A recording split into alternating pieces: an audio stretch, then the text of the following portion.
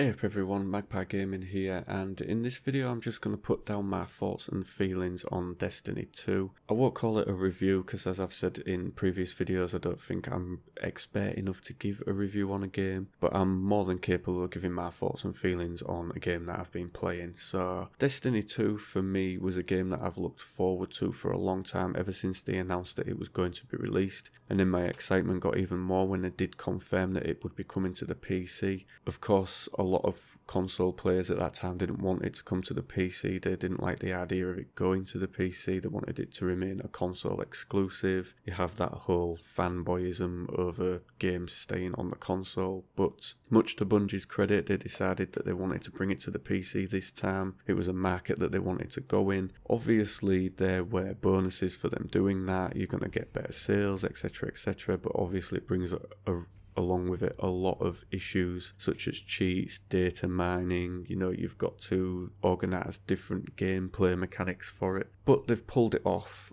I bought it, downloaded it, I've been playing it since its launch. I can't stay off it. Now, I work nights. I work from 10 o'clock on a night till 6 o'clock in the morning. When I get home at 6 in the morning, I usually put the PC on. I'll sit and go through the news. I'll do a bit of work on my videos, editing, things like that. And this week I've been coming home, and by 20 past 6, I'm on Destiny, and I'm on it until 7 o'clock. I grab 40 minutes on it before I go to bed. Very few games have managed to get me to do that.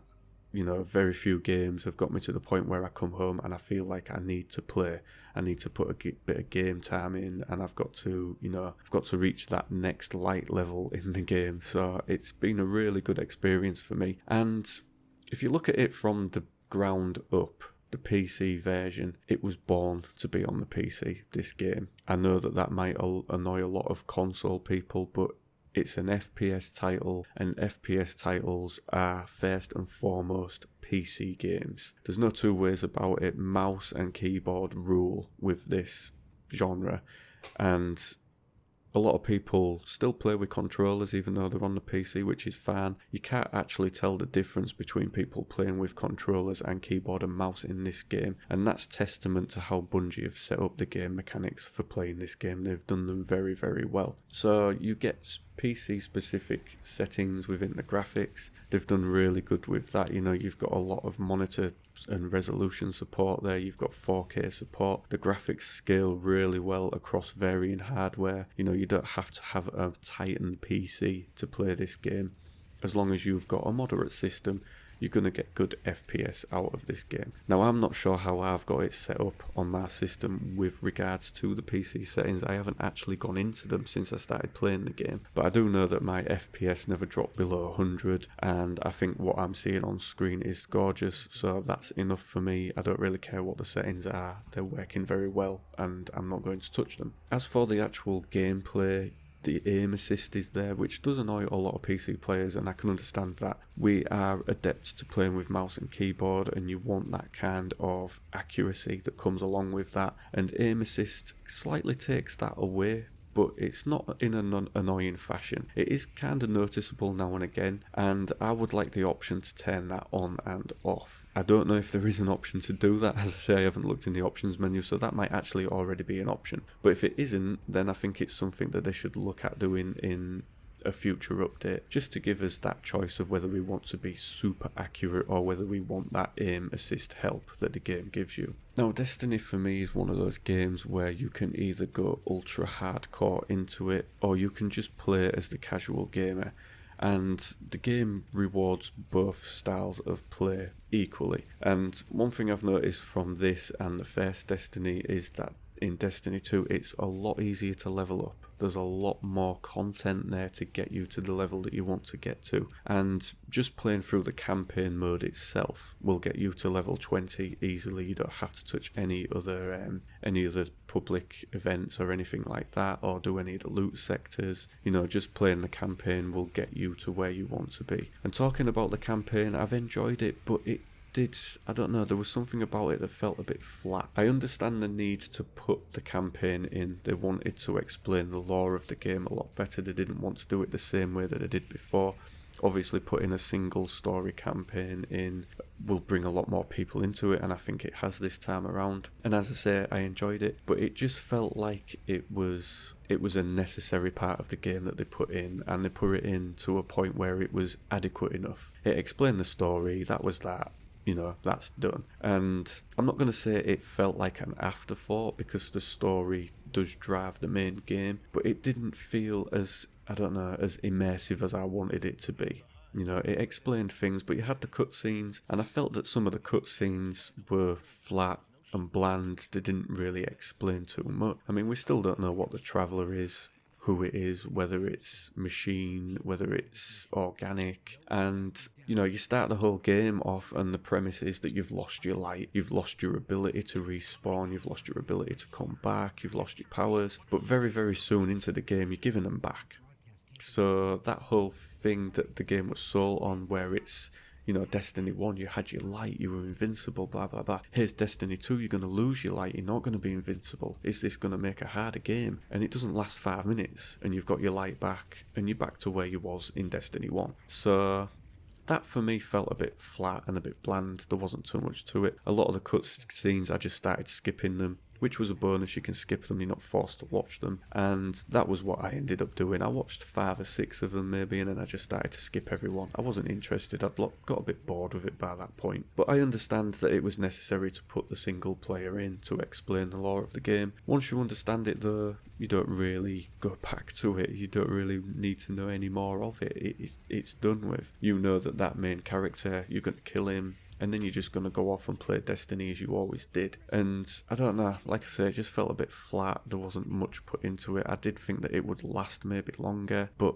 there you go, it is what it is. Then you get to the Destiny that we all know and love, and that is the open world. It's the world where you can seamlessly jump into other people's games and help them out, where you can go into the strikes with complete randomers and go all the way through it, win your loot. And that's the Destiny that I like, and that's the Destiny that works on the PC so well. And it's that seamless integration of being able to team up with complete strangers and just go into their games. And the main example of that for me is when you start the game and you put on Earth and you're at that church, you get a lot of NPCs that spawn around that church, and you get a lot at the end of the church where the little graveyard bit is, and they just keep on spawning and spawning and spawning. You get roughly 10-12 minutes of them spawning, and because this is the start out place, you get a lot of lower level people, and for me as a level 20 it was nice to go back there and help out those lower level people, beat those NPCs, get the ammo, get the loot. And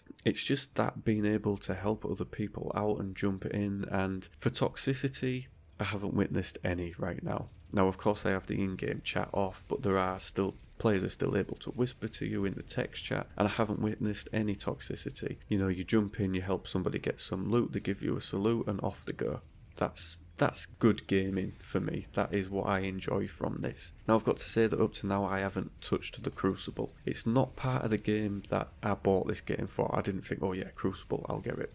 In the first Destiny, I never touched Crucible once. I didn't bother with it. I just like to play the public events, play the strikes, the missions, the weekly events. And I think it's going to be roughly the same with this game. I've added a couple of fellow YouTubers, so no doubt I will get dragged into the Crucible with them, but I don't mind. I'm not saying that I would never play it. I'm going to play it at some point, but it's not the main reason I'm playing the game. The main reason is just for the fact that you can be a lone wolf when you want to be and team up with people instantly when you don't want to be. So public events seem to come around a hell of a lot more often now in this than they did in the previous one. On each of the planets you've got at least 2 public events listed all the time with a 4-minute countdown. There's always quite a close spawn area for that, so you can go straight to it. But that's another thing. I think it's become a little bit too easy to level your character in this game. There's so much to do that it's very, very easy to hit level 20. Like I say, just playing through the campaign mode will get you to level 20 in a matter of hours. I think it took me roughly around 12 hours of gameplay to get to that point.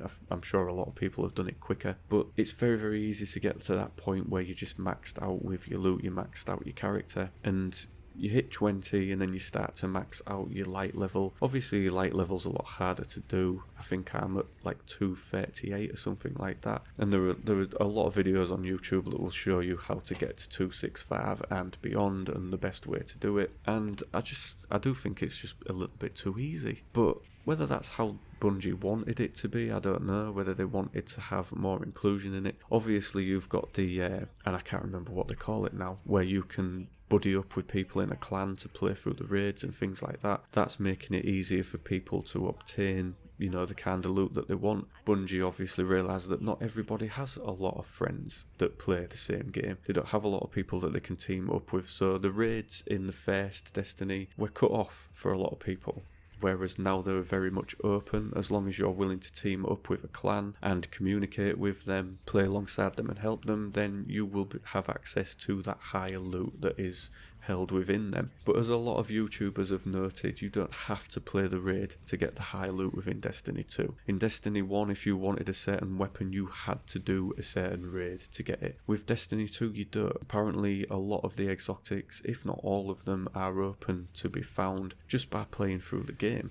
Playing through the strikes, playing certain public events that drop certain things. You have your milestones now within the game that drop certain things for you. So doing, say, free loot sectors will grant you an engram that grants you exotic weapons, etc, etc. You know, there's a lot of ways to play this game, and I've watched a lot of videos the last few days regarding this game, and there's a lot of original Destiny 1 players that are salty about this game. They don't think it lives up to the expectations that they had for it. They don't think that it's been made hard enough. They think it's been dumbed down in a lot of senses. They don't like the way the weapon modification system is set up. It's a lot different from previous version. So there are a lot of people out there that just don't like the way it's being done, and there's a lot of people that have done videos on the player base declining by a few million apparently, and surmising why that is, and a lot of people go into quite explicit detail of why they think that is. For me personally, once you hit level 20 and you start to do your light level, you're probably not going to play it as much as you was. There are people there that stick to the grind and they go for the top light level. They want to reach that before the first DLC comes out, etc. But it's indicative of a lot of games. After the first few days, it tails off and people play other things.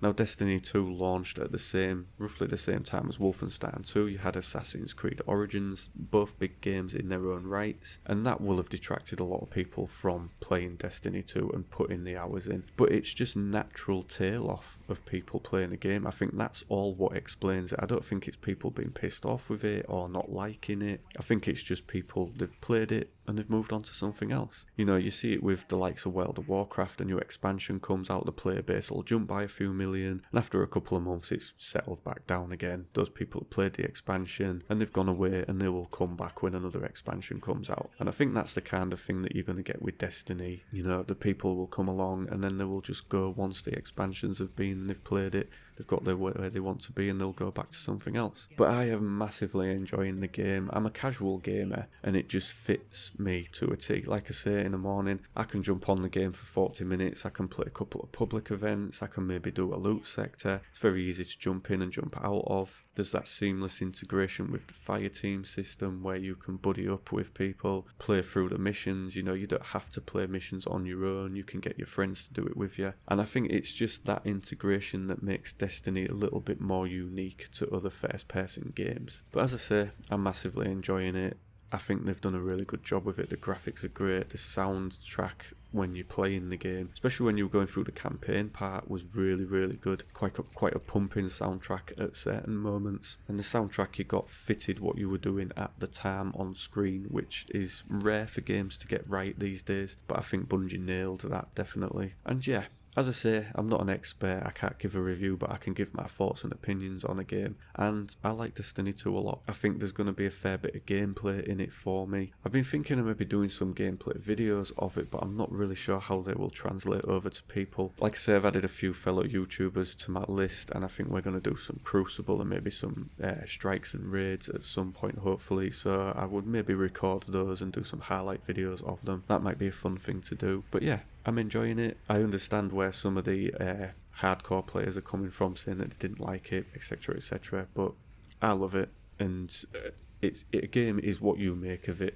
If you like it, you like it. If somebody else doesn't like it, then that's their opinion, and that's fine. So yeah, I like it. It gets a thumbs up from me. I don't like to rate games out of 10. If I was to rate Destiny 2 out of 10, I would probably give it, right now I'd give it a 7.5. I think that might rise with the DLC and it gives us a bit more extra content. So yeah, as always ladies and gentlemen, thank you very much for watching and listening. Don't forget to like, share and subscribe, and I will catch you in the next one. Take care.